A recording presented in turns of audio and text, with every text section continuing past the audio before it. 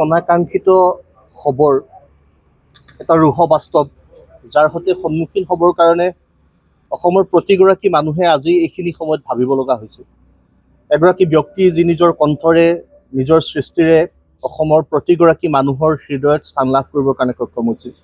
যিগৰাকী ব্যক্তিৰ কণ্ঠ অবিহনে বহাগো আধৰুৱা, যিগৰাকী ব্যক্তিৰ প্ৰতিটো গীতে অসমৰ জনজীৱনক সাহস প্ৰেৰণা উদ্যম দিছিল, সেইগৰাকী ব্যক্তি অনাকাংক্ষিতভাৱে দুৰ্ভাগ্যজনকভাৱে আমাৰ মাজৰ পৰা হঠাতে নোহোৱা হৈ গ'ল। সেই ব্যক্তিগৰাকীক গভীৰ শ্ৰদ্ধাৰে স্মৰণ কৰিছোঁ আৰু তেখেতক আমাৰ মাজত জীয়াই ৰাখিবৰ বাবে তেখেতৰ জীৱনচৰ্যা, তেখেতৰ সৃষ্টিৰাজিক লৈ আমি যাতে আহিব লগা সময়ত বাট বুলিব পাৰোঁ, সেই বাটৰ সন্ধান ল'বলৈ প্ৰত্যেকলৈ আহ্বান জনাইছোঁ। তেওঁৰ পৰিয়ালবৰ্গলৈ গভীৰ সমবেদনা জ্ঞাপন কৰিছোঁ। প্ৰতিগৰাকী অনুৰাগী, অসমত জুবিন গাৰ্গৰ প্ৰত্যেকগৰাকী ব্যক্তিয়ে অনুৰাগী, প্ৰত্যেকগৰাকী ব্যক্তিলৈ গভীৰ সমবেদনা জ্ঞাপন কৰিছোঁ। এইগৰাকী ব্যক্তিক আমি আমাৰ মাজত জীয়াই ৰাখিব লাগিব।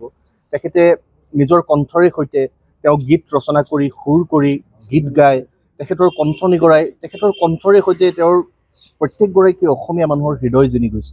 সেইগৰাকী ব্যক্তি এনেকুৱা ধৰণৰ যিধৰণে তেখেতে মহাপ্ৰয়াণ, তেখেতৰ এই প্ৰয়াণত আমি সঁচাকৈয়ে শোকস্তব্ধ হৈ পৰিছোঁ।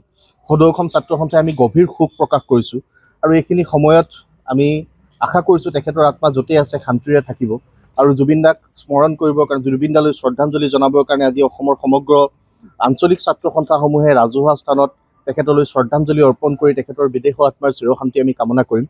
আমি আশা কৰিম যে অসমৰ প্ৰতিগৰাকী জনতাৰ হৃদয়ত জুবিন দা সদায় জীয়াই থাকিব। জুবিন দা যেনেকুৱাই নাছিল, প্ৰত্যেকগৰাকী মানুহৰ হৃদয় চুব পৰা, প্ৰত্যেকগৰাকী মানুহে মৰমেৰে সৈতে আদৰেৰে সৈতে আঁকোৱালি লোৱা এগৰাকী শিল্পী আছিল, মানৱ দৰদী শিল্পী আছিল। সেইগৰাকী ব্যক্তিৰ মহাপ্ৰয়াণ এইখিনি সময় অনাকাংক্ষিত, অনাহুত সময়। এইখিনি সময়ত সকলোৱে যাতে ধৈৰ্যৰে সৈতে সময়খিনি পাৰ কৰিব পাৰে, সেই ধৈৰ্যখিনি, সেই সাহসখিনি আমাক দিবৰ কাৰণে অদৃশ্যজনৰ ওচৰত প্ৰাৰ্থনা জনাইছোঁ। আমি আশা কৰিম যে জুবিন দাৰ আত্মাই চিৰশান্তি লাভ কৰিব। তেখেতৰ আধৰুৱা জীৱনচৰ্যাক, তেখেতৰ ৰৈ যোৱা কামখিনিক যাতে আমি সকলোৱে মিলি বাস্তৱ ৰূপ দিব পাৰোঁ আৰু তেখেতৰ জীৱনচৰ্যাক যাতে আমি সকলোৱে প্ৰজন্মৰ পৰা প্ৰজন্মলৈ বোৱাই নিবৰ কাৰণে এটা চিন্তাৰে সৈতে আগবাঢ়িব পাৰোঁ। যিকোনো খবৰৰ বাবে যোগাযোগ কৰক 7099017330 লগতে 7099017110 নম্বৰত।